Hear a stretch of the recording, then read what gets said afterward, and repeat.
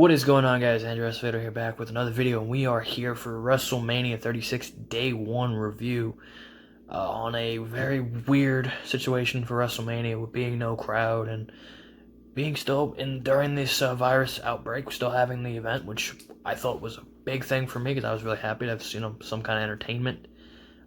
This card, at least Day 1's card, was interesting. Very boring, to be honest, but I'll go through the card and just want to talk about it. It was boring till about once we hit the fifth match, which we'll get to after the ladder match. I think the show really picked up, and the main event was absolutely amazing. We'll get to that in a second. So we'll start with the pre-show. Pre-show, most of these matches were really quick or just a filler match just to have a match, and I don't know, it's just weird. This is supposed to be WrestleMania, and we have some of these matches on the card. Pre-show with Cesaro and Gulak, they legit went like 5 minutes. Gulak got in like the first minute of offense, and then it was worked on Cesaro's arm, and then Cesaro just took him over, and he wins with like this spinning. Had him in like the fireman's carry, and had him spinning on his shoulders, and like almost like an F5, but like a reverse F5, and just wins, not even with a neutralizer. Cesaro gets the win, in which we thought, oh, maybe with Gulak losing, Bryan wins the title on the main show. We'll get to that if that happened during the show. First match to open the show, which I was a little surprised about. You would think, oh, that's to fire the crowd up. Oh, wait, we don't have a crowd, so it really doesn't matter. But Bliss and Cross are trying to win the women's tag team titles versus the Kabuki Warriors in a very long opening match. It went about 20 minutes. It's pretty long. A couple of botches here and there. But let's get to there was no like high spot to really talk about. Let's get to the finish. Kairi Sane did hit an insane elbow to break up a pinfall. That was probably the highest spot and going into the finish. Bliss was like sitting on them, wasn't like not even involved. Like going to the back half of the match, she was just chilling outside, really not doing much. Get to the finish. Cross hits a swinging neck breaker on, I think it was Kairi Sane. Yeah, it was Kairi Sane, swinging neck breaker, and then Bliss twisted Bliss off the top, and we have a first ever 2-time women's tag team champions with Bliss and Cross. I was happy about it. Prediction, I got it right. I won my prediction to win the predictions of the night, but good. Man, it was solid. A little slow at times. I like most of these matches on this card until we got to the back half of the card. Slow matches, not my kind of speed. Move on to the next match, which, again, did not need to be on this card, which I thought we would get some Rob Gronkowski shenanigans. We did not. Elias and Baron Corbin. This went longer than the Raw women's title match. That's a problem. A match that nobody cared about went longer than a match that you built for months. And we'll get to that next. But Elias went with a roll-up using some tights after Corbin tried to roll up and try to use the ropes as leverage. And, of course, Elias grabbed some tights when the ref wasn't looking. Gets the roll-up win. Good guy gets the win. Pretty cool. I didn't really care about this match at all, but cool win for Elias. And I guess you can continue the storyline. I really could care less about the storyline at all. Elias gets the win. Cool. I think this is his first WrestleMania win because he got buried by Cena the year before. So, first WrestleMania win for Elias. Pretty cool. Moving into the Raw Women's Championship match, which they gave it a horrible spot. Maybe that should have been the red flag for me that they're not going to put the belt on Shayna. Becky Lynch defended the Raw Women's title against Shayna Baszler and legit went less than 10 minutes. That's a problem. Again, that's the match that you've built up since Baszler came out a little bit after Rumble and, did the biting her neck and all that. And then have her be the only person in WWE history to clean sweep the Elimination Chamber just to bury her in less than 10 minutes on the pay-per-view. On WrestleMania, the biggest wrestling show in the world, and you bury her in 10 minutes. Cool. Yeah, Becky wins. She got the Karafuda. Baszler pretty much ragdolled the whole match.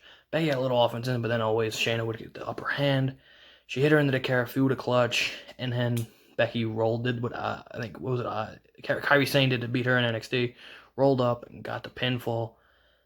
And yeah, that was less than 10 minutes. It just felt, what was the point? So all I know is Ronda Rousey's probably going to show up. That's pretty much what that means. Ronda's going to come back soon. I really could care less. But Becky keeps the belt. I'm not happy about that, but it's something. Moving on to the Intercontinental Championship match, Sami Zayn defending against Daniel Bryan. And again, this could have been match of the weekend, and they continue to just book storylines instead of booking professional wrestling, making Sami Zayn act like a child. Yeah, Sammy's the heel, and then he worked of, oh, I'm not going to get in the ring. Then you'll back up, then outside, went to an 8 count, got into the ring, then rolled back out of the ring. Then you had Cesaro, and then you had Sami Zayn, not Sami Zayn, Shinsuke Nakamura. And it was just pretty much 7 minutes of, oh, I'm not going to get in the ring. Oh, I'm in the ring now. I'm outside the ring. I think Gulak took out Nakamura and Cesaro. And then once the match actually officially started, Bryan was working heavy heel, frustrated babyface, pounding on Sami Zayn. He did the curb stomps. He did some stiff slaps, some head kicks, and pretty much worked it all. Then Daniel was going to go for the flying knee, with Drew Gulak doing a yes chant. Cesaro and Nakamura got back up, took out Drew Gulak. Bryan, suicide dive, took them out. And then I think this is the first time they've done the haluva kick like this, and it was really weird. Bryan just went up for a splash, and Zayn threw up the haluva kick, and he wins on a weird-looking haluva kick. I guess, and cool, I'm happy Sami Zayn retained the title. I thought they just put the belt on Bryan, but cool. Zayn can continue this title reign of being a pissant champion, but cool. Nothing crazy, and this is, again, the card has been really lackluster, and the match that should have been, two matches that kind of really great with Shayna and Becky, and Zayn and Bryan that were below average and just terrible. Moving on to the 5th match on the card, which was the SmackDown Tag Team Ladder Match, singles match between John Morrison, Kofi Kingston, and Jimmy Uso. It picked up a little bit here. Again, it was still a slower ladder match than most ladder matches are, where, especially when you have those 3 guys who are very athletic, very, speed in their game, very slow-paced ladder match. It's like the match starts off, and everybody goes for a ladder, and everybody tries to grab the belts, and they fall apart. It was just a very, it was a solid match with some of the high spots. Not Morrison. Jimmy Uso tries to ride over the barricade, and Kofi chucks a ladder at him. He falls face, and Kofi goes, I'm sorry, man, it's all about the titles. Just getting to the finish. All 3 guys are getting back up top on 2 ladders this time. Kofi and Jimmy on one side, and then Morrison hanging both legs on both ladders. The Usos unhang the hook. Unclip the hook that holds both titles. Kofi has them, and then Morrison, the smart thing, grabs the belts, unhooks the belts. Miz and Morrison retain the SmackDown Tag Team title, which I think is the right decision. Probably most people thought the Usos would take the titles, and then you can have the New Day and the Usos battle over the 7-time champs. Solid match. I mean, this is when kind of the card started to actually pick up and actually become kind of a decent show, but the show really kicked off with the next match. And the show got really get going with Kevin Owens versus Seth Rollins.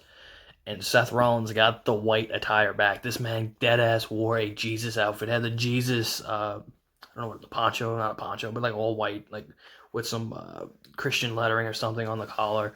This guy coming out just like the Monday Night. He is buying into this Monday Night Messiah gimmick. It is really funny. And he finally gets to wear the white gear. After Vince said he hated white gear, he finally allows him to wear it. And Kevin Owens, being that he needs to make his WrestleMania moment. First match is really slow. Rollins got advantage, did some suicide dives always. He goes, why do you want this? You want this WrestleMania moment so bad. I become a god and all that. And we go to the outside, and Seth hits Owens with the ring bell. That's a win by disqualification, so Kevin wins by DQ. Rollins goes and runs away. Owens says, I ain't winning like that. Get your ass back here. No DQ match. Ring the goddamn bell. He goes, bet. Rollins comes in, restart the match. Quick flying knee. Owens is taken out. Rollins starts using the chair.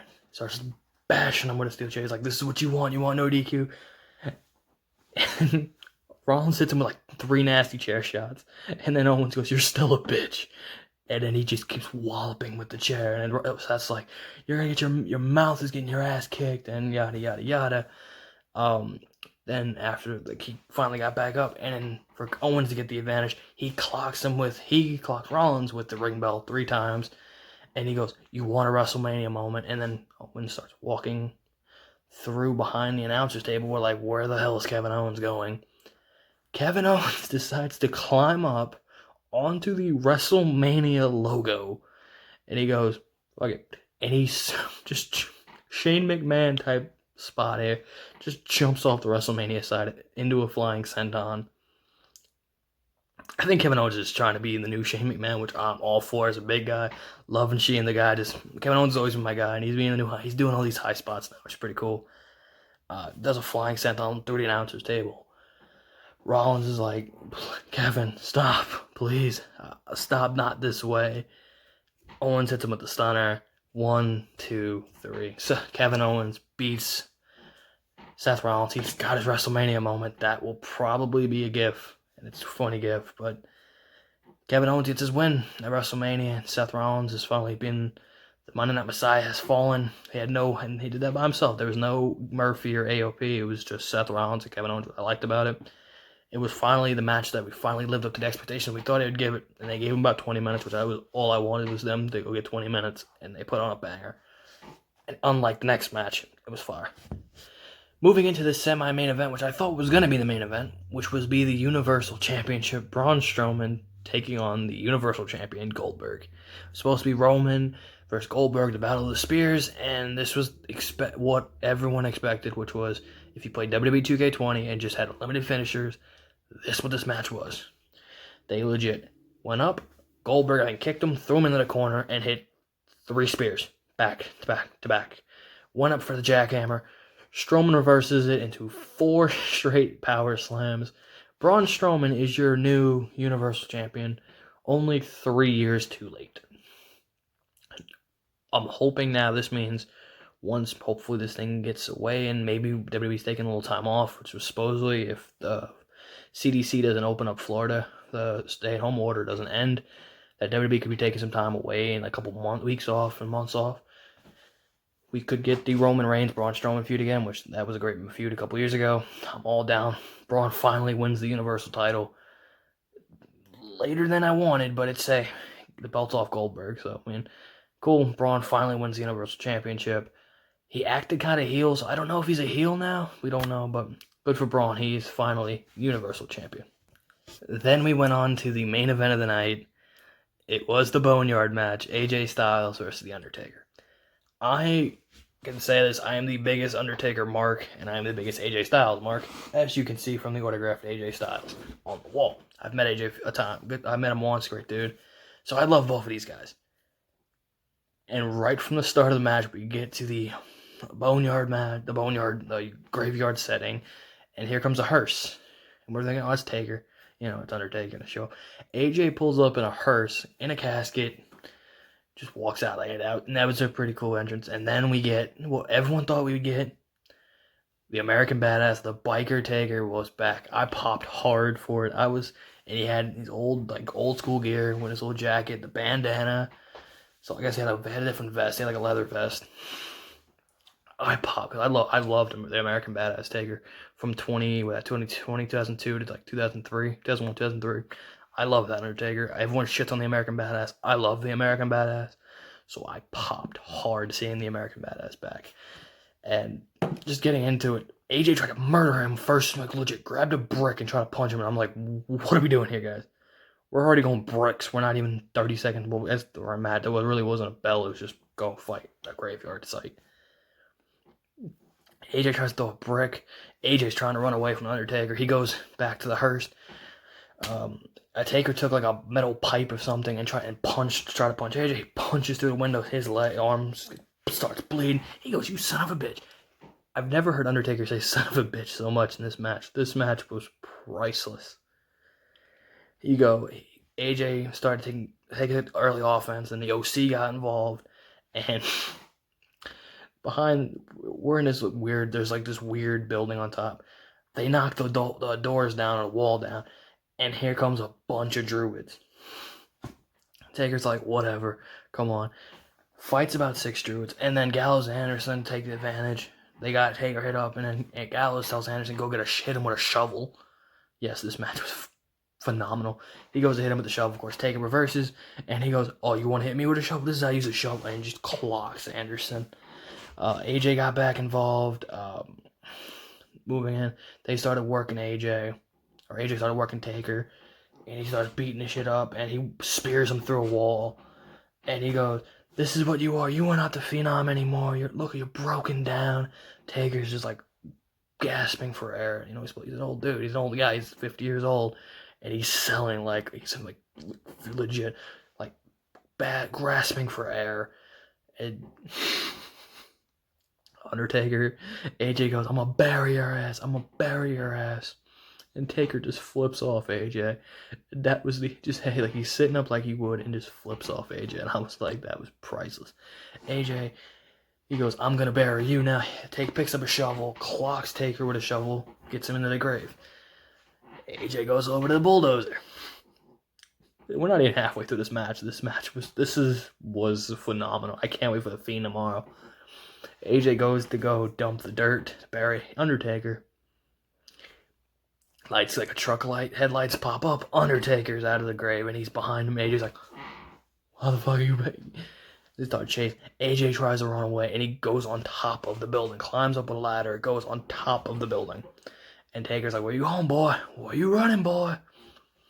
Goes out, and Undertaker, some pyro, fire goes up behind AJ. Gallows and Anderson climb up onto the table. Undertaker just yeets Gallows off the building like it was nothing, just chucks him off the building. Tombstones Anderson finally corners AJ. AJ comes at him, and then Undertaker decides to choke slam AJ off of the building, off the side of the building, into like some barrels or like some wood, some plywood, a giant piece of plywood. Gets choke slammed onto the plywood, and then AJ and Undertaker's like, ask him, "What's my wife's name?" You ain't going yet, boy." He starts picks his ass up, takes him to the gravesite. And he goes, AJ's like crying, "Please don't bury me. Please don't bury me."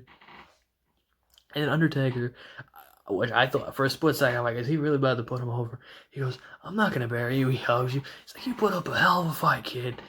A lot of other people wouldn't have given me this kind of fight."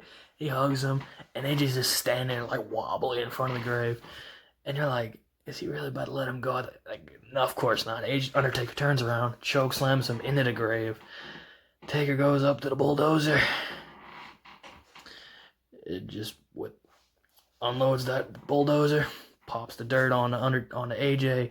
AJ's buried alive. Undertaker wins. They go out and they show a very fake ass looking hand with the AJ Styles glove, one hand out of the grave. Undertaker picks up the bandana, goes back on the bike, and then you get the Undertaker logo with the pyro. Does the arm thing, and as the pyro goes behind him. I think that was the greatest match I've ever seen. I've never been more entertained. Like, I was watching like a horror action movie in a gravesite. It was amazing. It's cheesy. Most people are gonna say it's cheesy, but I enjoyed the hell. I love that kind of shit, and I'm excited for what the Fiend they're gonna do for the Firefly Funhouse match with the Fiend and Cena tomorrow. If it's anything like this, sign me up for more of these dumbass matches. I'm just happy to see the American Badass back. I had AJ winning in the prediction video before. I did predict AJ would win. It's the only match I think I got wrong. No, I got Shayna wrong too. And then I got a few wrong, but I did win my title back, so very happy. But yeah, day one was a weird show. The first half of the show sucked. The back half was really entertaining and really good. Tomorrow night we got Drew and Brock. We have the Fiend and Cena. We have Otis and Dolph. Rhea Ripley and Charlotte. So we got a lot of good matches tomorrow. I said I'm going to be trying to upload every day, so this is going to be my upload for the Saturday night. It's up late update, but I'm still going to get it up. So leave in the comment section below, what do you guys think of WrestleMania Day 1 if you watched it? Leave a comment. What do you guys think? Be sure to like, comment, subscribe, and I will see you guys for Day 2 tomorrow, WrestleMania Day 2. I'll see you guys in the next video.